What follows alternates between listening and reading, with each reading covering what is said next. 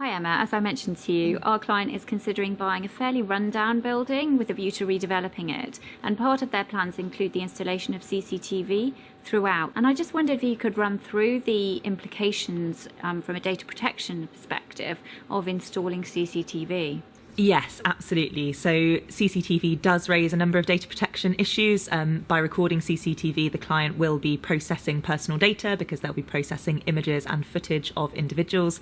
So they will need to take into account the appropriate data protection points. I think it's been very difficult for anybody to escape the GDPR this year. And now that that's in effect, it is more important than ever for businesses to make sure that they are taking data protection considerations into account. So in particular, under the GDPR, the client will need to make sure that its use of CCTV is justifiable and that there's a justifiable reason for installing CCTV. And as a sort of first step towards demonstrating that, we would always recommend that the client carries out what's called a Data Protection Impact Assessment, or DPIA. What is the purpose of a DPIA? So it's sort of what it says on the tin, really. It's effectively a risk assessment that enables the client to assess, address and mitigate the risks that arise from a data protection perspective in installing CCTV. DPIAs are mandatory under the GDPR in certain circumstances, and one of those circumstances is where there is large-scale monitoring of a publicly accessible area taking place. So that means that in most circumstances, CCTV will require a DPIA to be carried out. The DPIA can also help the client to demonstrate that CCTV is really necessary and to establish whether there are any less privacy intrusive means of achieving the intended purpose of the CCTV. Now, you mentioned alternatives. What might those be? Are you thinking in relation to, say, the office space of having keycard access or something like that? Yeah, absolutely. So effectively anything else that would make the occupants of the building feel safer without the same intrusion into privacy. So for the office areas, potentially physical access controls like keycard access or sort of codes and things like that. For the retail and restaurant units, potentially things like having security guards or bouncers in place to make people feel safer. And what kind of things might help to justify the installation of CCTV? So an example might be if the area that the building is in has a particularly high crime rate. So that might help to go some way towards justifying CCTV because it does show a specific reason why CCTV might be desirable. But it's really important that the client still weighs that up against the intrusion into individuals' privacy. And would the client have to inform people that CCTV had been installed? So transparency is a really important issue under the GDPR. I think it's fairly common knowledge that when CCTV is in use, businesses should have signs up on the premises alerting individuals to that fact.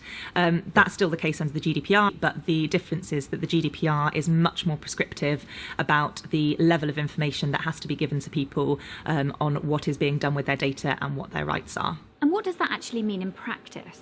So the practical implication of that is that as well as having those sort of prominent CCTV signs up on the premises, which are very, very common, the client will need to make sure that there is a longer privacy notice that sits behind those signs. And that privacy notice will need to tell people things like the purposes for the use of CCTV, what their rights are in relation to their footage of CCTV of themselves, how long the CCTV is retained for, how it's stored, and all of those kind of things. And how would a member of the public get access to that more detailed privacy notice? So that's a really good question, and I think one of the key challenges in this context, because clearly it's very unlikely to be practicable to have that full notice on display at the premises themselves. So the client should think about things like training staff to provide the notice to individuals if they ask for it, maybe having a clear website address on the CCTV signage that directs people to that privacy notice, or possibly providing a physical address where people can go and inspect that privacy notice. If the client installs CCTV and somebody who's being filmed wants to see it, does the client have to release the footage to them? Absolutely. Another thing that the client will need to bear in mind is that individuals do have certain rights under the GDPR that apply equally to CCTV footage as to their other personal data. Probably the most common one of those, as you've identified, is the right of subject access, and that is where a client receives a request from an individual for a copy of his or her personal data, and the client will have to respond to that request within 1 month of receiving it, unless an exemption applies. You mentioned exemptions. Could you give me an example? There are lots of exemptions, so I won't go into all of them. Probably the most common one in a CCTV context is where the CCTV footage is processed for the purposes of prevention or detection of crime or apprehension or prosecution of offenders, and releasing that footage to the individual would prejudice those purposes.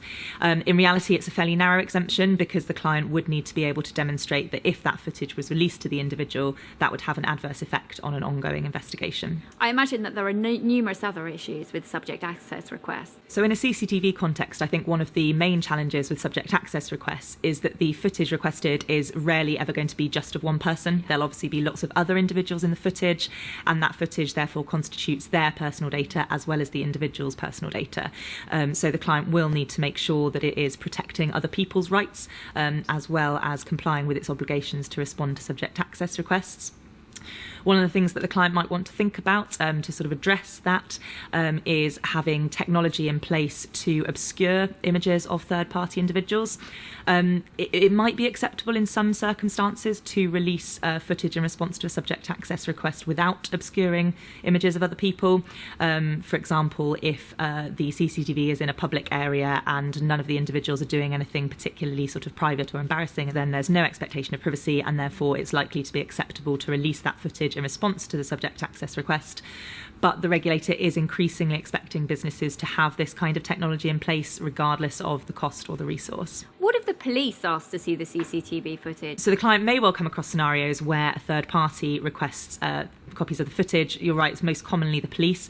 I think there's a temptation to be as helpful as possible in those circumstances, and often an assumption, as you say, that because it's the police asking, then the footage has to be released. That's not the case, and the client should always proceed with caution to avoid breaching the GDPR.